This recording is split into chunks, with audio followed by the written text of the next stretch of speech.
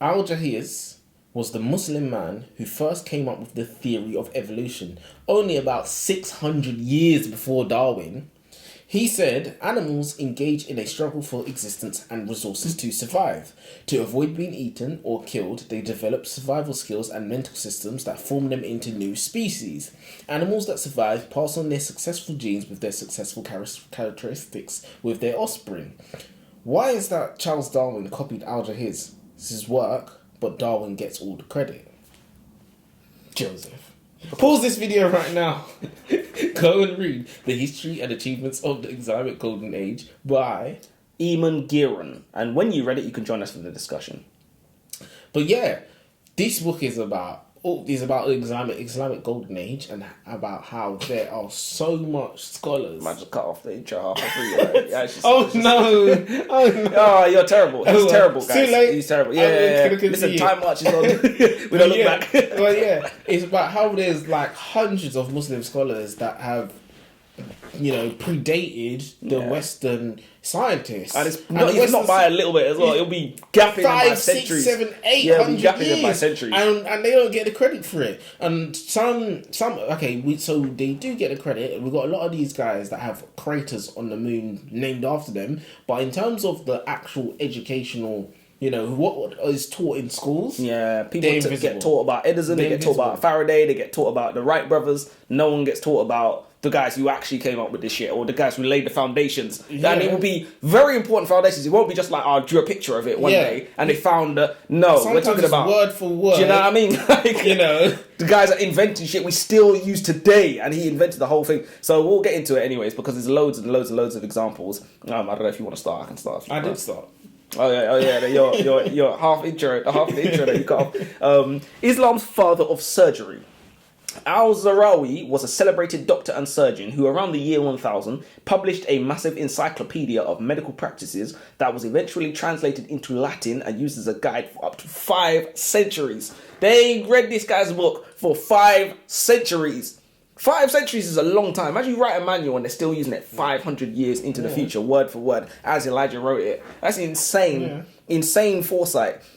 Allegedly, Zarawi performed the very first cesarean operation, which is there's no proof, but people think he did because he developed tools for cesareans. And it was like, why would he have done that if he was not performing the same? And guess who cesarean operation is named after? Julius Caesar, another white guy. So it's really interesting how I didn't know that was because they believe he was the first person to be born by C-section. I don't know how they know this, but that's the theory behind it. But they say Dr. Al-Zarawi, he had developed tools for C-sections in the year 1000. Do you see what I'm saying? So it's crazy. And he also discovered the use of a dissolving catgut for stitching wounds. So back in the day, if you needed stitches, you had to have one operation to get the stitches, and you had to come back, get another operation to have the stitches taken out. And then this guy decided, what if we use something that's like biodegradable and dissolves so that your skin will just heal over it and we don't have to basically rip you open again. So this is things that we still use today, sutures, there's things we still use today, stitches, things we still use today. And this is 1,020 years ago, at least. Yeah. I bet you didn't know that algebra was invented by a Muslim man. Algebra. I know, right? Makes perfect sense. Yeah, when you break it down like that. You're like, oh! No wonder we don't like them, man. Imagine you invented algebra. That's like the guy that asked for homework at the head of the class. If I invented something, I want people to be glad about it. I don't want people to be saying, for fuck's sake. Literally, here comes algebra. Literally. I'll tell you what, guys. Hit the like button if algebra makes you want to blow yourself up. Hello? Alright, yeah, we're editing that out. 100%, we're editing that out. Blow yourself up a balloon! No, what did you think I was talking about? We're editing that out. We're editing that out. You got too far. We're editing that out. Do you think anybody watching this don't for cover? Oh, my days. If you want a coat, it'd be funny. It'd be funny. For a balloon? Yeah, nah, come on. Nah, that's mad, man. Alright. Nah, that's mad. So what, did it... It's a good thing that I was watching. I know, These are the times when we get... This is going to come back to haunt us. 20, 25 years, 100%. Well, less than the Elijah show gets cancelled. Literally going to be like, so what do you mean when you say... and then when you blow yourself... you're going to look at that smug smile on your face and be like, why did I say that? All your stock prices plummeting. Islam's theory of relativity. The central figure of Islam, besides Allah, is of course the Prophet Muhammad, who is always stylized with PBUH in English text, which stands for peace be unto him. Though through Ismail, who's Ishmael in Christianity, Muhammad, peace be upon him, is a descendant of Ibrahim, who is Abraham in Christianity, making Muhammad, peace be upon him, the cousin of Isa, who's better known in the West by the name Jesus Christ. So it is literally, legally, and literally, these guys are cousins. And it's interesting because we know they're both Abrahamic religions, and we both know that they erupted from essentially the same places, which is why they both call Jerusalem the Holy Land, or that area, they both call it the Holy Land, and that was the basis for the Crusades. But it is always interesting to actually see the roots take manifest, and like see how, like we have the same names for prophets, but it will be an Abrahamic name versus a westernized name, or a Romanized name that we should call it, for example. It should probably be called the theory of, I should have called it the theory of relatedness, to be fair, not relativity. Relativity is a whole different thing, but clickbait. It's clickbait. I'm excited. You know what it is? I took the thing off. Oh, you don't know. Do you see what I'm saying? So I hold it like this. Like this. Yeah, no, legit. Why did you take it off? I'm saying, it fell off. The adhesive finally went out. Oh, because it gets It wasn't sucking no more. Always get rid of them when they stop doing that. Anyway, back to Islam. No, you're gonna get done like Salman Rushdie, you know. We're gonna get done up. Nah, it's not right. Alright. We're gonna get done up. Did you know Muslim mathematicians were the first people to write numbers the way we do? It was Muslim scholars that redesigned our number system. Before Islam, Roman numerals was the standard number system, which of course means writing letters. So for example, if you had to write down 1999, in Roman numerals it would be MCM XCIX. Now that looks great at the start of a movie, but for anything else, it's a headache. Yeah, no, honestly, man. Islamic scholars are the reasons why we have ancient Roman and Greek texts. They were the ones that preserved and translated the books. And, you know, they've just done a lot of things for us. But the number system, oh my God. Can you imagine doing Roman numerals right now? No, it's long. When I look at that stuff, you know, the thing is, it doesn't even make sense. Or I don't know if it does. It makes sense up until a certain... It's very, very, very crude, and it's only really usable in small quantities. Yeah. Because once you start getting to 1 like... to 9. Do you know what I mean? Once you start getting to like CLXVI, like, bro, stop. Stop. Because I'm not reading that. I have to like actually read it. Do you know what I mean? You look at a number, you recognize it, and you know what that value represents. Yeah. So you don't technically read numbers the way we have them. Roman numbers, you have to read that shit. Do you know what I mean? Calculate it. You genuinely have to count it. You may as well just write the ones... Do you know what I mean? You're basically counting. We use that though. Well, not really. What, tally system? Yeah, not really. I mean, that's like shorthand. It's literally like shorthand. It's like a crude form of communicating. Than writing 5, is it? No. But it's a form of. It's like, for example, if you're counting, you would have to. You write 5 and you rub that out. You write 6, you rub that out, and like, do you know what I mean? So it's a form of shorthand, making it shorter. Yeah, it can be for counting, and you're literally just whatever that noise was. How old is the camera? The first ever device that successfully captured an image was designed in 1816 by a man called Joseph Nicephore Nietzsche. Finally, we got one. A guy that did something good with my name. Nietzsche didn't call it a camera. He called it a heliograph, with which he used to capture history's oldest photograph, which is called A View from the Window at Le Gras. However, the foundation for capturing images had been laid 9 centuries earlier. 900 years earlier, the foundations for this device was laid by a Muslim man called Ibn al-Haytham. It was his research that paved the way for mankind to ultimately invent the camera, as he was the first to understand and explain the science of how our eyes worked. So al-Haytham basically showed the world that you could project an image onto a surface through a small hole in a dark room. Today we call that camera obscura. 900 years ago. We don't even know what the world looked like 900 years ago. We have no concept of it. It's insane, the stuff that these guys were doing. And you know, we call that the Dark Ages. When they're inventing all this shit, they're laying the foundations for the thing we're literally using right now. We call that the Dark Ages. The thing everyone has in their pocket. The Dark Ages. It's a horrible corruption of language, to steal your favourite phrase. That's my favourite phrase now, you know. It's so applicable to so many different... Do you know what I mean? I start thinking about times I could have said it and won an argument. Do you know what I mean? But it's a horrible whitewash on history. and it's just insane. I don't know if it's purposeful though. We'll never know. I have my suspicions. I have my suspicions, but it's insane how influential Islam has been on. Well, yeah, exactly. But do you think a lot of the world sees Islam and the Muslim world as savages?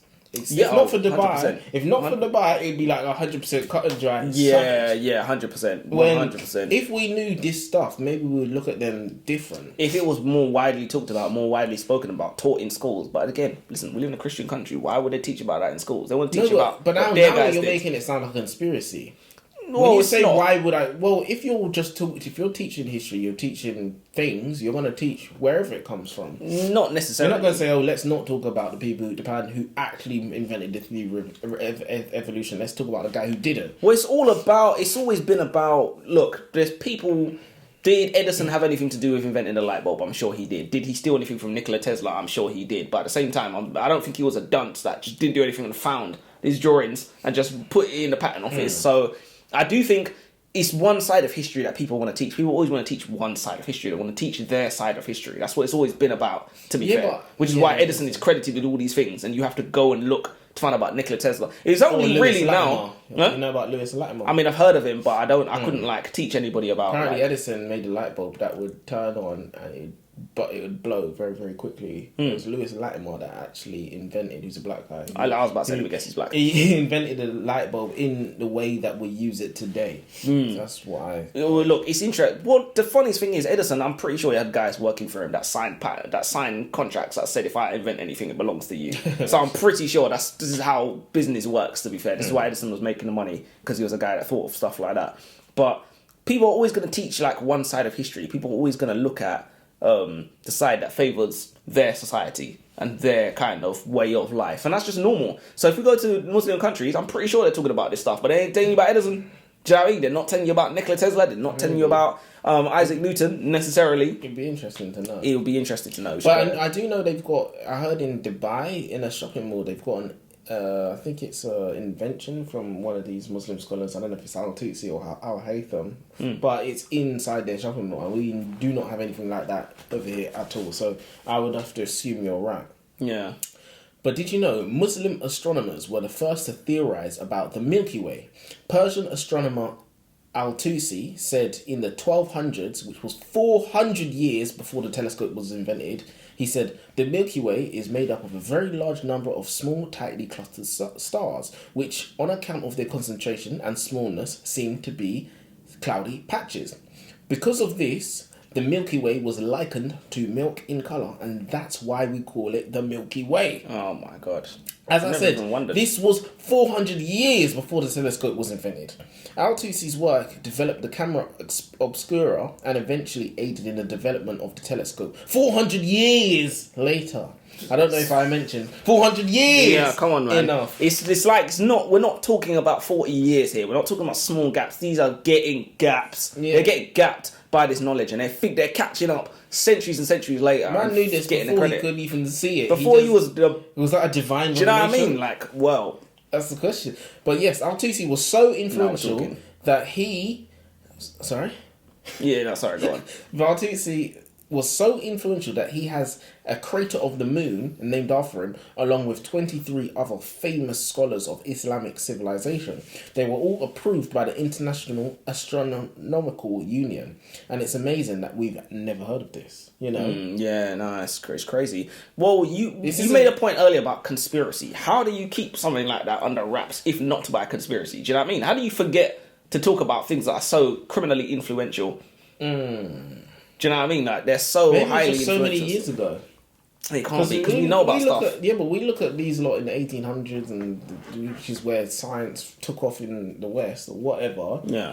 And, you know, these lot are doing it in the year 900. They're doing stuff in the year 900. That's like 1200. Come on. That's a long time ago. I don't know. I don't know. Really long time ago. I can picture the world in 1800. I cannot picture the world in 900. I think for something to be a conspiracy, it has to be driven by money.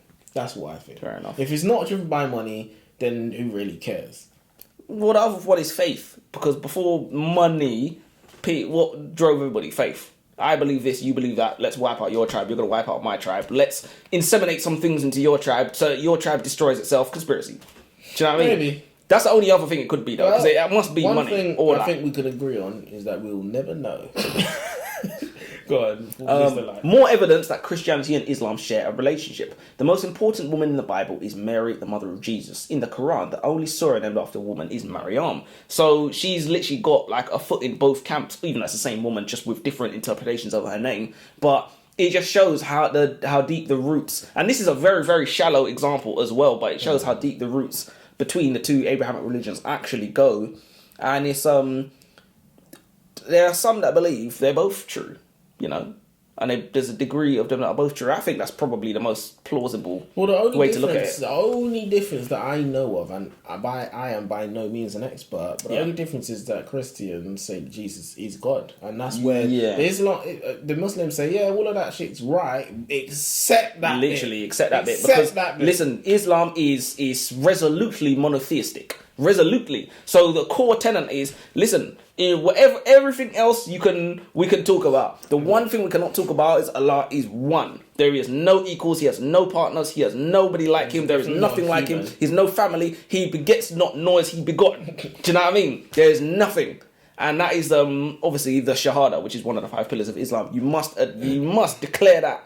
Otherwise, you can't come around here. So that is one thing I've always respected about Islam, to be fair, because they literally say at the end of the day, like, we don't do any of that God's shit. We don't do any of that praying to the sun shit. I respect that about Islam. That and the 4 wives thing, that can run. I said that can run. But so Muslims take the credit for the world's first true scientist. His name was Al-Haytham. His methodology of investigation, in particular, using experiments to verify theory. His methods show certain similarities to what later became known as the modern scientific method.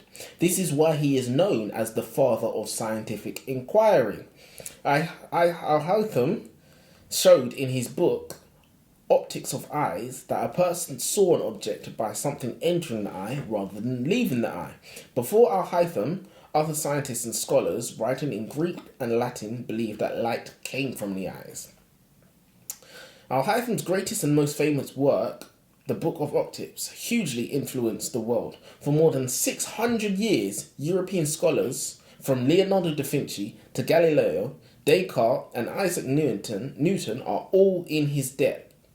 The influence of Al-Haytham's optics ranks alongside that of Isaac Newton's works of the same title, which Newton published 700 years later. So Isaac Newton released a book called Book of Optics, which is titled the same as Al-Haytham's book 700 years later, building upon his work. Insane. And obviously Isaac Newton collected all of the credit for that, obviously, because we know. But like I said, it cannot be about the point of it being too long ago, because we know who Plato is, we know who Aristotle is, we know who Socrates is, we know about some of these guys, we know about Archimedes. So how long ago did they live? We're talking BC now. We're not even talking 900. And not just that. Why do we know about those works? Because the Muslims translated it exactly from whatever it was into something that we could actually read. So they're even responsible for us not only knowing one side of the thing. Yeah. So it just goes so unbelievably deep. All that Persian language and whatnot.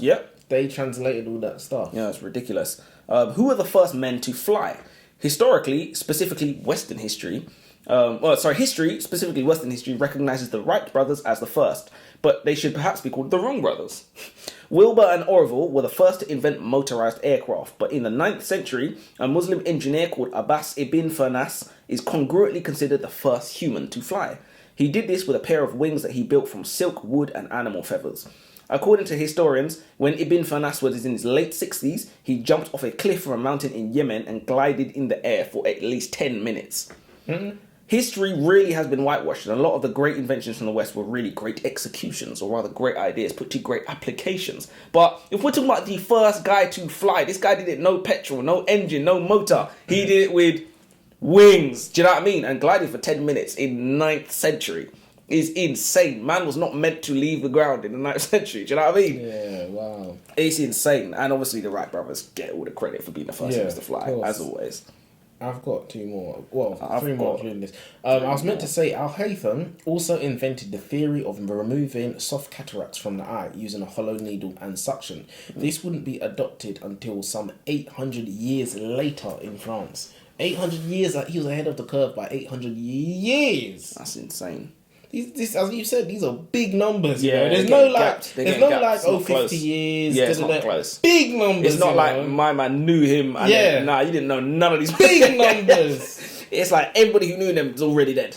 And like By their work, their children, do you know what I mean? The fact that their work is even still around for you to plagiarize is a testament to how far ahead of the curve these men actually were. But the fact that you're 500 years later, you still won.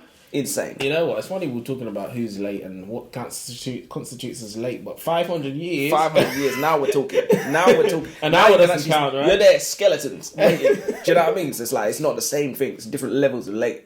It's my turn, isn't it? Didn't you just go? Well, that was part of the last one. But yeah, how much have you got left? I've got 3 or 4. All right, go. What if I told you the original smartphone was developed by a woman? For Muslims, the position of the sun plays a crucial role in determining prayer times. Finding the most accurate bearing of the Kaaba in Mecca has been an integral part of Islamic science since its inception.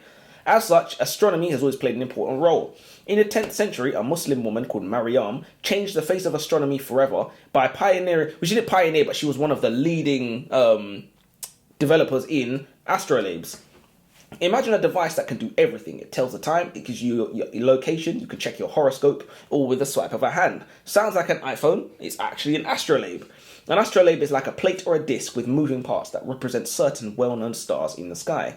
People who know how to use them can do so to predict even what time the sun will rise. This woman, Maryam's contributions to the field of astrolabes was so significant that history literally calls her Maryam al-Astrolabi. Literally, that's what history calls her. And at first, I was thinking that's a little bit silly, but is that really different from calling somebody baker because they were a baker, or miller because they were a miller, or smith because they were a blacksmith? It's not really any different.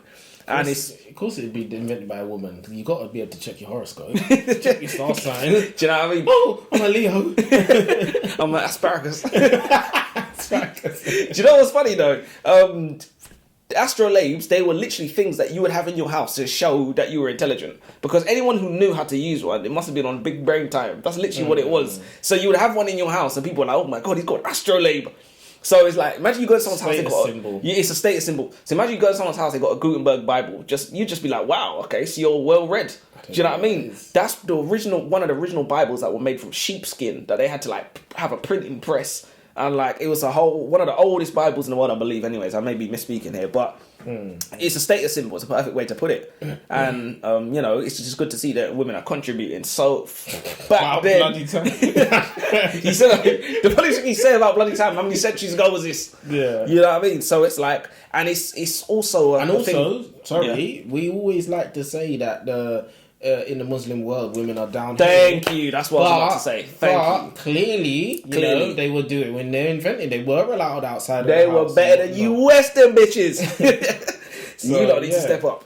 I took that out your mouth, did I? Yeah, that's exactly what I was about to say. But listen, a Muslim scholar called Al-Bruni, who was born in 790. Let me say this out again. A Muslim scholar, Al-Bruni, who was born in 973. 973. I don't know how to say the year before like the 1990s. I'm used to saying 4 numbers. So it's just complicated. And even like some years with 4 numbers, like 15, whatever. That's ages ago, you know. But when we got into 3 digit, that's pre-time. Do you know what I mean? That's like. Do you know what? I think before it gets to 4 digits, we say AD after the number. So we will say 600 AD. Yeah. I mean, technically, we're supposed to say AD anyways, but obviously we don't say. We say common era if we say anything at all, which we probably don't. Common era is for atheists. Common era is for atheists. Yeah. That's exactly what. That's what they. So if you see CE, it's common era like that. Yeah, that's for atheists. They don't want to say year of our Lord. They don't want to say Anno Domini, which means year of our Lord. They're like, what, Lord? But yeah, let me try and get this. A Muslim scholar, Al-Biruni, who was born in 700 and fucking hell, it's 973. I can't can't say it. A Muslim scholar, al-Biruni, who was born in 973, could measure the circumference of the planet with a 0.01% margin of error. That is something that could not be done until more than 500 years later in the West.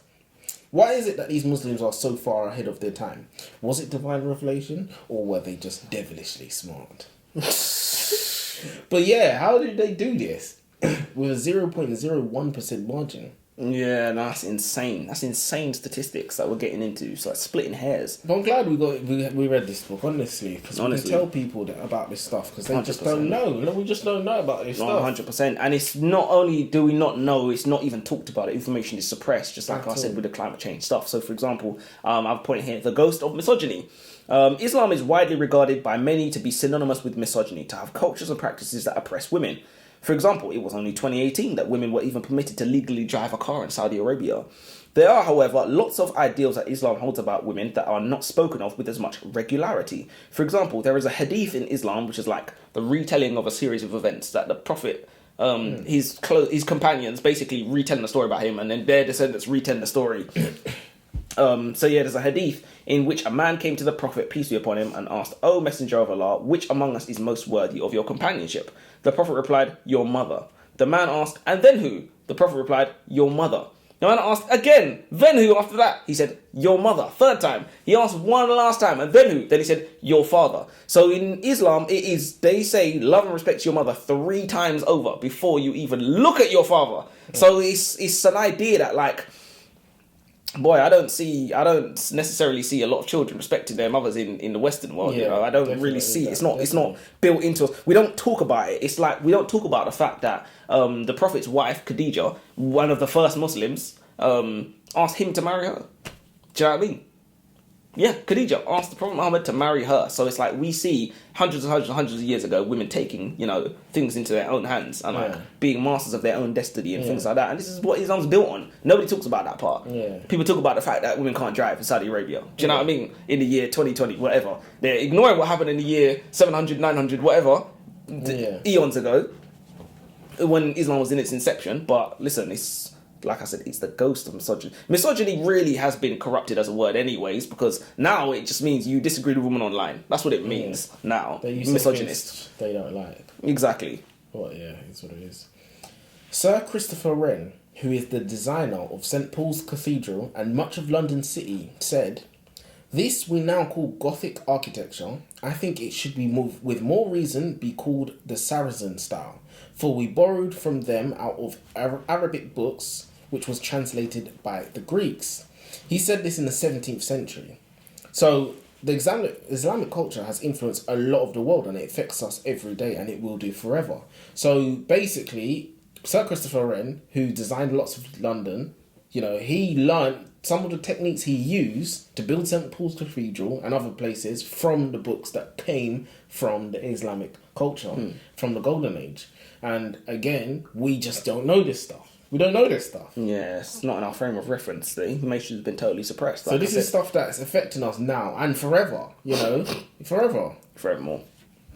Yeah, it's the information has been totally suppressed. That's the only way to put it, because if this stuff, like, there's no way this doesn't come up unless somebody doesn't want it to come up. This is why I use the word conspiracy, or I don't even use the word conspiracy, I insinuate conspiracy, because you can't accidentally, we forgot to tell you this thing is the basis for everything you know. Yeah. So, but we know about Aristotle, we know about Socrates, we know about some of these like that. That were even before, predate all of this, the pre-Islamic era, as they call it. But we know about them, and we know about their achievements, and we know, Homer wrote the Iliad, and we know things like that. And we don't know that the Muslims were the ones that translated Aristotle and the Plato. And somehow that part got lost in translation, do you know what I mean? So it's like, it's all bullshit. Like, we demand the truth or consequences. They preserved and translated. Literally, there was a Islamic engineer in the 12th, I think it was 1206, Al-Jazari. This guy, they said he invented basically what we understand as the crankshaft. So the crankshaft, listen, Formula 1, you watch that? That's crankshaft. Do you know what I mean? So he's laying the basis for the entire industrial revolution, based off this one piece of equipment that he designed in like 1206, when there was you're drawing this on sheepskin and stuff. You're drawing your diagrams on sheepskin. Like he had a clock, he designed a clock that was based off water, a water-based clock. Yeah. Yeah, where it's like it basically fills up with water, and then on the half hour, the elephant clock. That's the one in Dubai. Oh, is that what it is? That's the one I was talking about. Yeah. Do you remember we watched a video years and years ago, and Ben Kingsley was in it. It's an actor called Ben Kingsley. He's a British actor, and it was about 1001 inventions by Muslims.